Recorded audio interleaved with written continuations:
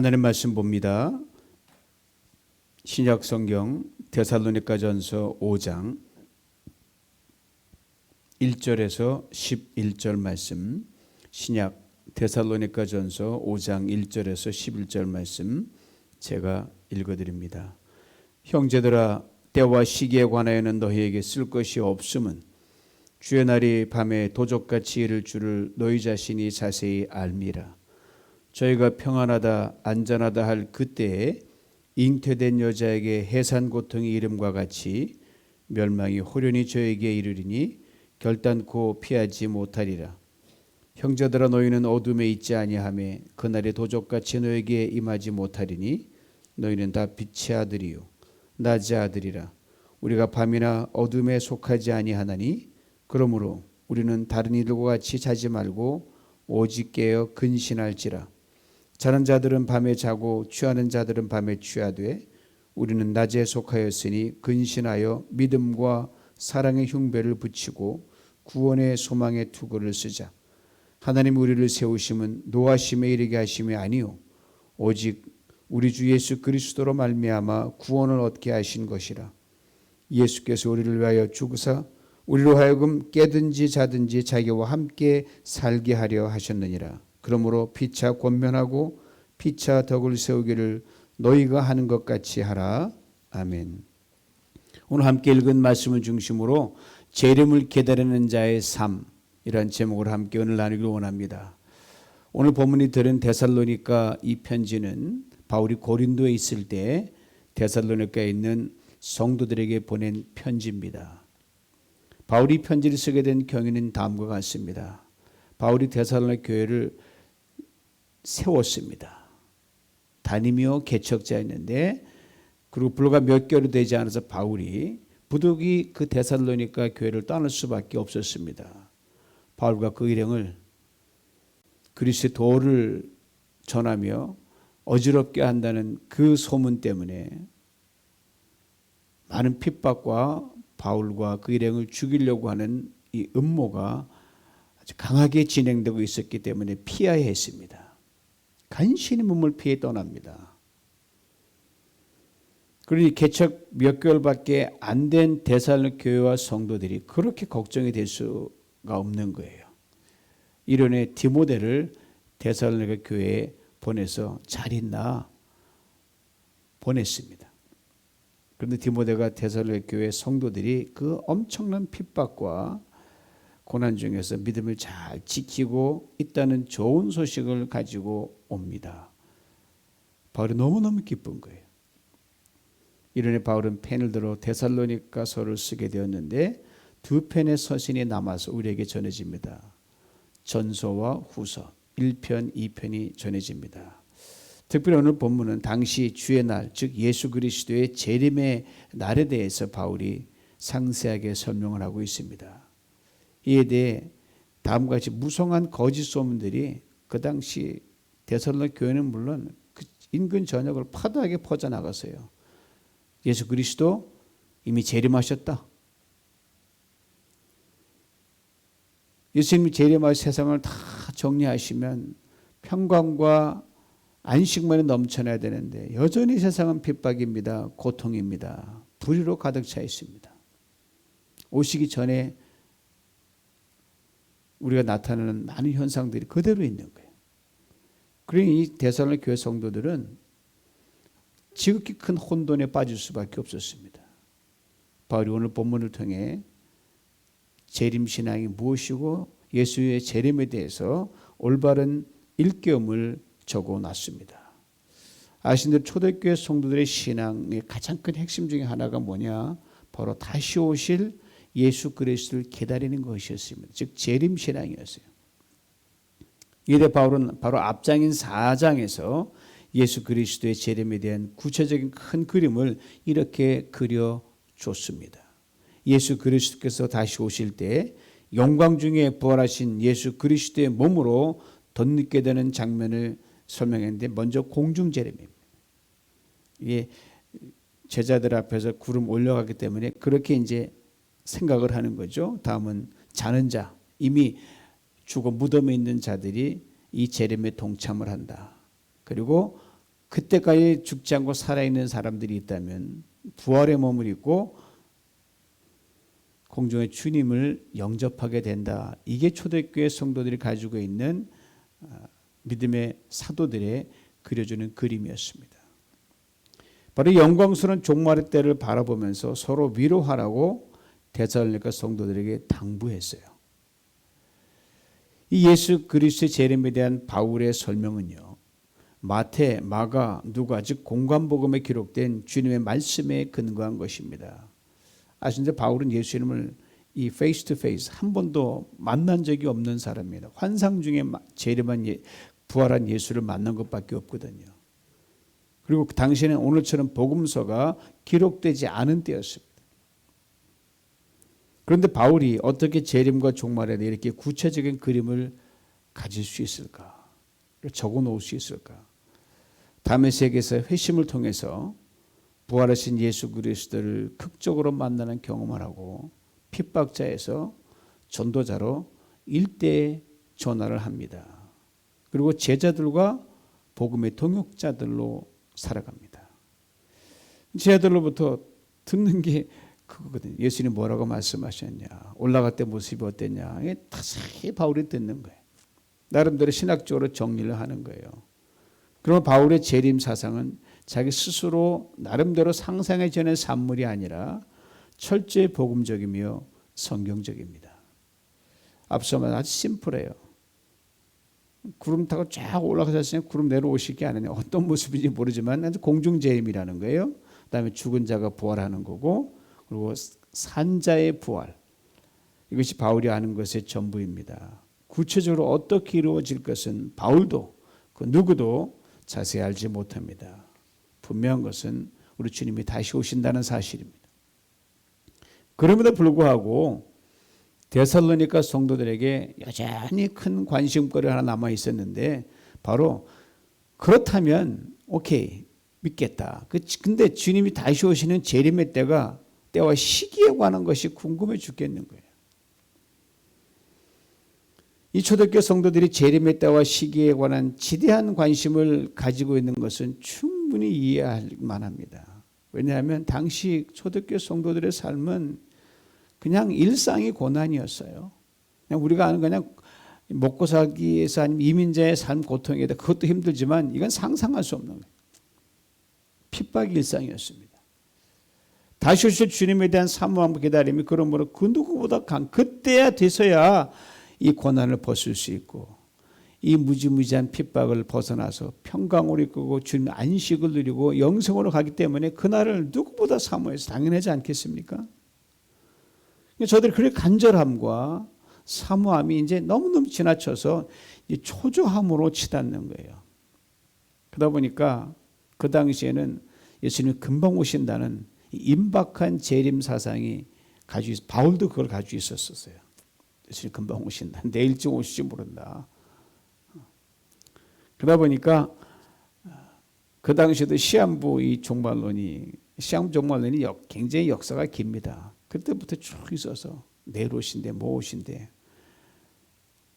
그러다 보니까 뭐 내일 오시는데 뭐 일 열심히 할 게 뭐 있어. 그냥 좀만 고생하다 가면 되지. 그러니까 자기 일상의 일들에 충실하지 않고 손을 놓는 그런 일들이 비일비재하게 됐습니다. 그래서 오늘 본문에서 바로 이 재림의 때와 시기에 대해서 바울이 설명하는데 1절 말씀 보면 형제들아 때와 시기에 관하여는 너에게 쓸 것이 없다. 쓸 것이 없다는 말은 앞에 4장 9절에서 먼저 사용하겠는데 이때는 이미 데살로니가 성도들이 형제 사랑에 대해서 너무 잘하고 있기 때문에 더 이상 말할 필요 없다. 더 쓸 말이 없다는 거예요. 지금 마지막 때를 잘 살아가고 있으니까. 근데 오늘 보면 1절에 이 말을 또 쓰는데 바로 재림의 때와 시기에 대해서 이번에 시간과 때에 대해서 더 이상 할 말이 없다는 거예요. 왜요? 예수님이 친히 말씀하셨으니까. 때와 시기는 아무도 알 수 없다. 오직 하늘에 계신 하나님 아버지 그의 영역이라고 주님이 말씀하셨기 때문에 나 바울이 뭐 대단하다고 쓸 수 있느냐 이 말이에요.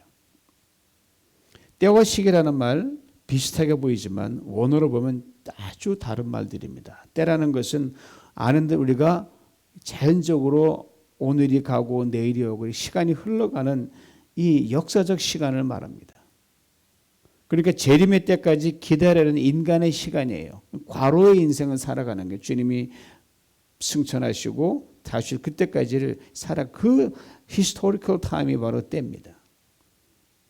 즉 얼마나 기다려야 하는가에 대한 관심이 그때에 관한 거예요. 짧을수록 좋죠. 여러분들 가끔 힘들면 주님 빨리 오시면 좋겠다. 그때를 자꾸 이야기하잖아요. 뭐 자연스러운 현상이죠. 시기라는 말은 그 흘러가는 때에서 하나님이 언제 개입해가 D-Day를 D-Time을 딱 말씀하시느냐. 시기. 그 흘러가는 역사의 시간 속에서 재림의 시간에 딱 정해지는데 그거는 오직 하나님만이 알고 계신다 이 말이에요. 바울이 이걸 조금 더 부연 설명하는데 2절 3절이에요. 주의 날이 밤에 도적같이 이를 줄 너희 자신이 자세히 알미라. 저희가 평안하다 안전하다 할 그때에 잉태된 여자에게 해산 고통이 이름과 같이 멸망이 호련히 저에게 이르리니 결단코 피하지 못하리라. 주의 날은 물론 예수의 재림의 날을 말합니다. 그리고 이 말씀은 예수님이 제자를 친히 들려준 말씀이에요. 근데 바울이 이 말을 한 의도가 뭡니까? 때와 시기에 대해서 오직 하나님만 아신다고 하신 이 예수님께서 재림 임박하는 그 시간적 상황을 비유적으로 말씀하셔서 바울이 그대로 카피한 거거든요. 도적같이 온다. 아이벤 여인에게 통증이 갑자기 닥치는 것처럼 그렇게 온다. 그러므로 그때 언젠지 모르니까 늘 준비된 마음과 심령으로 살아갈 것을 주님이 미리 말씀하셨지 않느냐. 너희들이 잘 알고 있는 것이 아니냐. 매 한 가지다. 그러니까 제발 때가 언제냐라고 하는 그 말 이제 신경 좀 꺼라 이 말이에요. 나도 모른다 이 말이죠.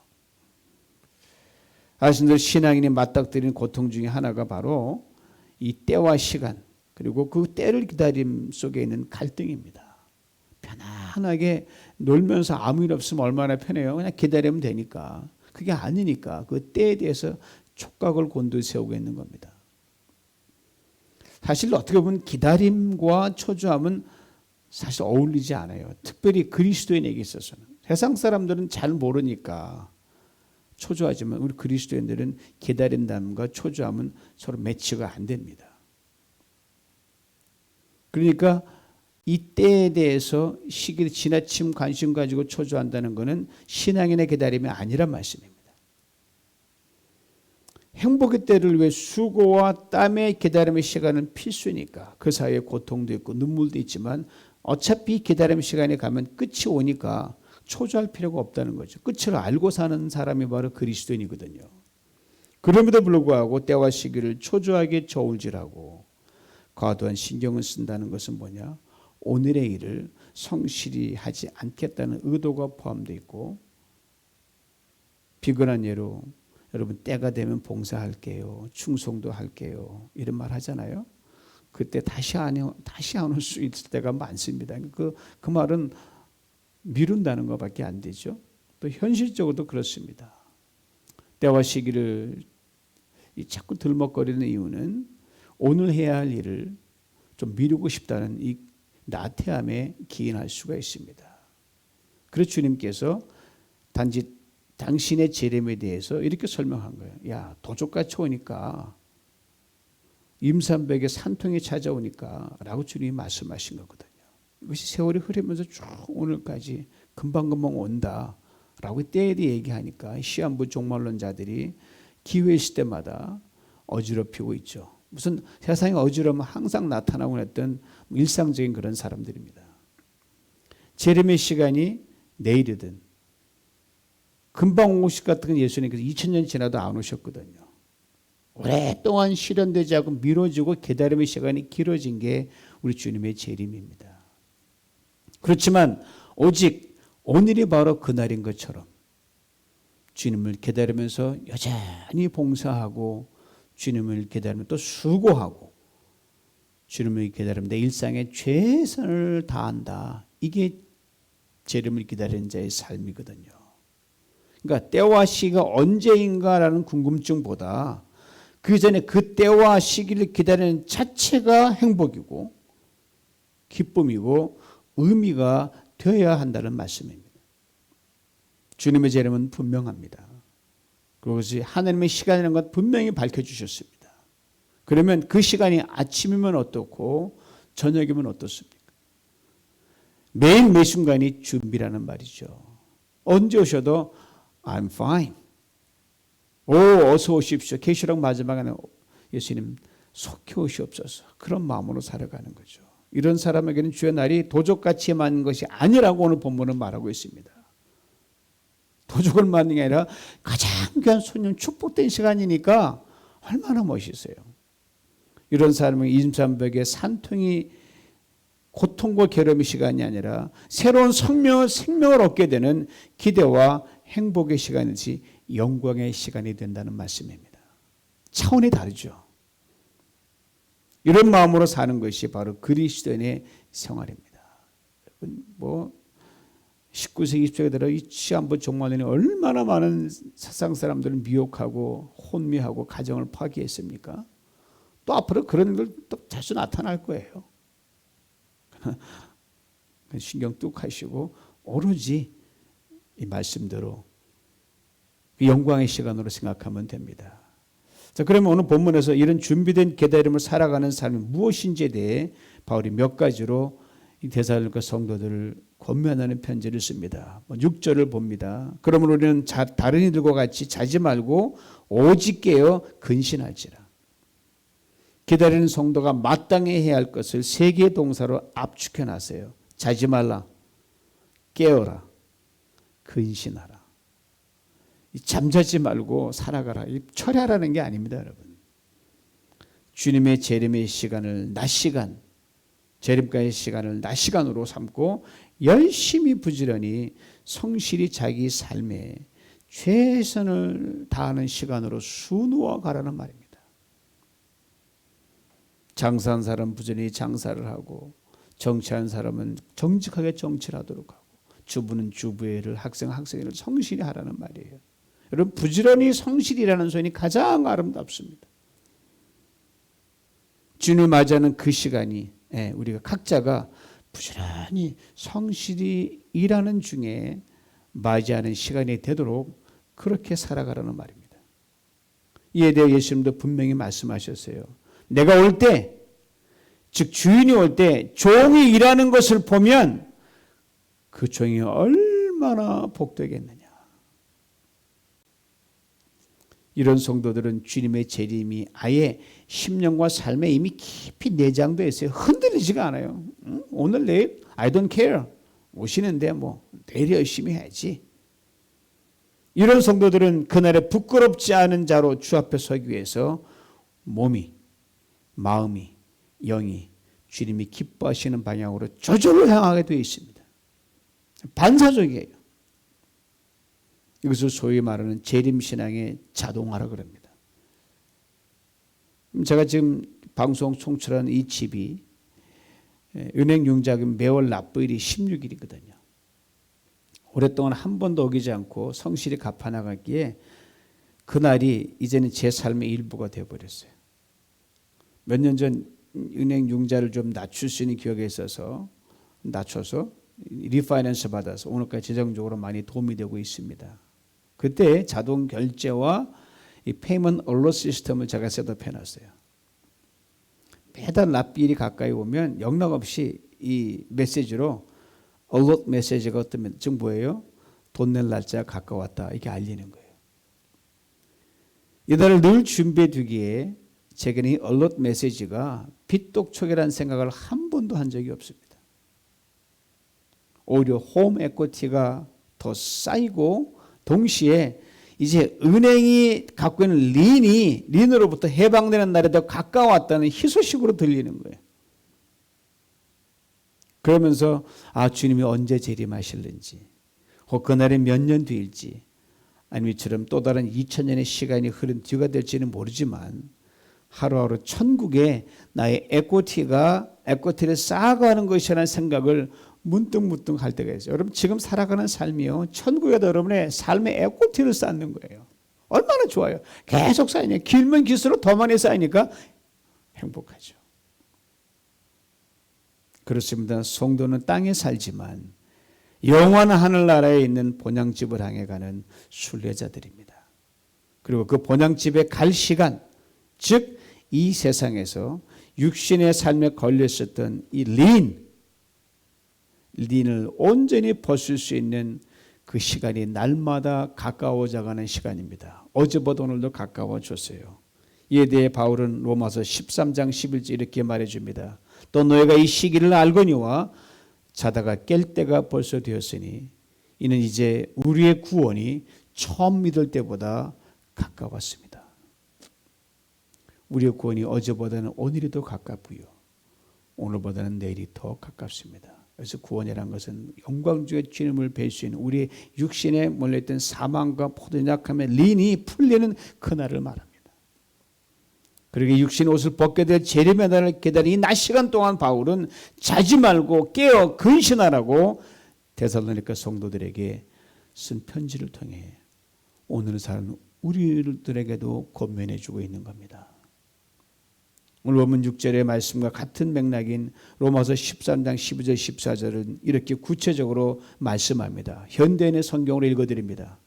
밤이 깊고 낮이 가까웠습니다. 그러므로 우리가 어둠의 행실을 벗어버리고 빛의 갑옷을 입으십시다. 낮에 행동하듯이 단정하게 행합시다. 호소한 연애와 술취함, 음행과 방탕, 싸움과 시기에 빠지지 맙시다. 주 예수 그리스도로 옷을 입으십시오. 정욕을 채우려고 육신의 일을 꾀하지 마십시오. 그래도 우리가 버려야 할 게 많지만 이렇게 압축해 설명을 하세요. 우리 한 사람 한 사람이 이렇게 살아가기를 힘쓴다면 세상이 분명히 달라지지요. 어떠한 어려움이 있어도 세상이 환하게 꽃필 수가 있지요. 넘어갈 수가 있지요. 성자로 불리는 어거스틴, 그는 죄악과 어둠의 깊은 늪에 빠져서 그 청춘과 젊은 시절을 다 보냈습니다. 그랬던 그가 바로 오늘 이 말씀을 읽고 방금 그들은 말씀을 읽는 순간 성령의 그를 꽉 터치해 버렸어요. 아, 내가 이래 살아 안 되겠다. 벌쩍 잠이 깨듯이 이 영광이 깨버린 거예요. 그때부터 새로운 삶을 살아가고 그 탕자에서 성자라고 하는 그런 호칭을 부여받게 됐습니다. 그리고 오가는 수많은 세대들에게 믿음과 신앙의 선한 영향력을 끼쳐왔습니다. 이어지는 본문을 통해 바울은 계속 이렇게 성도들을 권면합니다. 8절 말씀 봅니다. 우리는 낮에 속하였으니 근신하여 믿음과 사랑의 흉배를 붙이고 구원의 소망의 투구를 쓰자. 두 가지를 말해줍니다. 먼저는 믿음과 사랑의 흉배를 붙이라고 했습니다. 믿음과 사랑으로 덮어서 가슴을 보호하라는 겁니다. 가슴을 따뜻하게 하라는 거죠. 믿음으로 꽉 채우라는 거죠. 믿음과 사랑으로 군인이 가슴에 무거운 흉배를 딱 붙여 화살을 막을 수 있잖아요. 그렇게 믿음과 사랑을 가슴에 덮으라는 말입니다. 믿음이란 뭡니까? 예수 그리스도의 이름은 분명하다. 이걸 확실하게 믿는 겁니다. 그때가 언제인지는 전혀 알 길이 없지만 우리 영역이 아니기 때문에 그러다 언젠가 반드시 이루어질 엄청난 영광스러운 사건을 믿고 컨펌한다. 흔들리지 않는다 이 말이. 그리고 하나님을 믿는 믿음으로, 죄를 믿는 믿음으로, 또 사람을 또 믿으며 신뢰하며 살아가게 되는 겁니다. 그리고 사랑입니다. 종말을 살아가는 사람, 죄를 믿게 되는 사람은 그 뜨거운 사랑을 가슴에 채우고 사는 사람입니다. 한번 생각해 보세요. 가장 좋은 것이 바로 저 앞에서 시시각각으로 내게 다가오는데 오늘 과감히 사랑하지 못할 이유가 어디 있겠습니까? 말은 쉽지만 더 사랑하도록 자꾸 단련해 가는 거죠. 오늘 사랑하기 위해서 버린다 해도 결코 버리는 것이 아니라 장차 더 큰 것으로 어둠이 되기 때문에 과감히 사랑할 수 있는 거죠. 그리고 이런 말이 있지 않습니까? 오직 사랑만이 수단을 정당화할 수 있다. Only love can justify the means. 다음은 소망의 투구입니다. 그리스도인은 절망이란 결코 존재하지 않습니다. 언제나 인간의 절망과 한계 상황 다음엔 하나님의 소망과 가능성, 기회가 시작되기 때문입니다. 그러게 성도는 어떤 경우에도 항상 소망을 말해야 됩니다. 하나님은 우리를 절대로 포기하지 않으시기 때문입니다. 하나님은 절대로 우리를 실망시키지 않으시기 때문입니다. 여러분 지금 대선 전국에 많은 우려와 염려가 있는데 저는 하나도 걱정 안 해요. 주님이 이 미국을 더 멋지게 다듬어 가시는 과정이기 때문에 다 잠잠해질 것입니다. 신속하게. 예수 그리스도 안에서 얻은 구원 또한 절대로 뺏기지 않습니다. 오늘과 내일 그리고 언젠가 주님 다시 오시는 날 가장 큰 구원의 감격을 누리게 하실 것이기 때문입니다. 물론 우리가 때로는 실수하지요. 죄를 짓고 넘어지고 쓰러지고 또 뒷걸음쳐도 우리를 다시 세우시고 더 좋은 날에 다시 일어서야지 이렇게 회복시켜 주시고 동의서에 먼 것처럼 죄도 다 잊게 해주시고 그래 주님 감사하며 또 다시 일어서 진보해 나가는 거예요. 이것을 바로 오늘 본문 9절에 이렇게 설명합니다. 하나님 우리를 세우심은 노하심에 이르게 하심이 아니요 오직 우리 주 예수 그리스도로 말미암아 구원을 얻게 하신 것이라. 한 번 구원 영원한 구원입니다. 영원한 구원 재림의 날에 입을 영원한 영광에 걸맞도록 우리를 날마다 자라게 하십니다. 성숙하게 하십니다. 때는 우리를 그로 인해 야단치십니다. 따끔하게 매를 드실 때도 있어요. 그러나 이것조차도 우리를 그날의 영광에 합당한 자로 빚어가시는 과정입니다. 그리고 그날에 살아있는 자나 이미 잠들어 죽은 자나 모두 다 주님과 함께 영원히 살게 될 것이라고 바울은 말하고 있습니다. 이러한 믿음, 이러한 사랑, 이러한 소망 안에서 바울은 오늘 본문 마지막에 이렇게 두 가지를 당부합니다. 11절 말씀입니다. 그러므로 여러분은 지금도 그렇게 하는 것 같이 서로 격려하고 서로 덕을 세우십시오. 지금까지 데살로니가 성도들이 잘 해왔거든요. 그래서 그들의 고린도 지역은 물론 그 원근 각처에서 이미 칭찬에 자제했던 교회가 데살로니가 교회죠. 연조도 한 몇 개월밖에 안 되는데 소문이 쫙 퍼져나간 거예요. 이것을 쉬지 말고 keep on doing that. 계속 하라는 겁니다. 사랑하는 성도 여러분, 2000년 전의 데살로니가 교회 성도들보다 우리는 주님의 재림에 훨씬 더 가까이 살아가고 있는 우리들입니다. 그러게 우리는 더욱 마땅히 믿음과 사랑의 흉배로 칭칭 두르고 소망의 둑을 더욱 질끈 눌러 써야 합니다. 그리고 서로 격려하고 덕을 세우는 것이 정말 여러분과 제 일상이 되도록 진력을 다해 달려가야 할 것입니다. 그럴 때 하나님께서 오늘 여러분과 저 우리 각자 이렇게 세워주시사 매일매일 새로운 구원의 감격으로 덮어 주실 것입니다. 그리할 때 우리를 통해 주님의 교회를 든든히 세우게 하사 구원의 역사는 쉼없이 써내가게 할 것입니다. 이 위기의 때 교회가 생존을 넘어 진정한 부흥으로 나가는 문을 활짝 여실 줄 믿습니다. 이 은혜를 다 받아 누리는 뉴비전 공동체와 성도님 한 분 한 분 될 수 있기를 주님의 이름으로 축원합니다. 기도합니다. 다시 오실 주님 감사합니다. 극한 고난 가운데서 때론 사자와 바베되는 그런 죽음을 앞에 둔 가운데서도 다시 주님을 바라보며 영광 중에 저들은 고통을 지나갔습니다.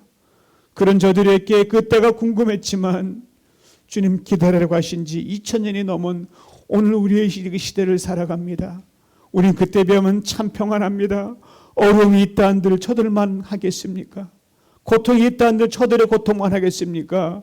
그런 우리는 때와 시간에 관심을 가지면서 오늘 마땅히 해야 될 일에 성실치 못한 우리의 연약한 모습, 이 나태한 모습을 일깨워주시고 주님 이 재림의 그 기다리는 시간을 매일매일 더 아름답게 더 멋지게 더 선하게 다듬어가는 신실한 믿음의 사람 될 수 있도록 축복하여 주시옵소서. 그때가 언제인지 두려워하지 말고 오늘 내가 할 일에 최선을 다하는 가운데 사람을 살리고 사람을 세우는 덕과 소망과 믿음과 사랑의 사람 될 수 있도록 주님 축복하여 주시옵소서. 예수님의 이름으로 기도하옵나이다. 아멘.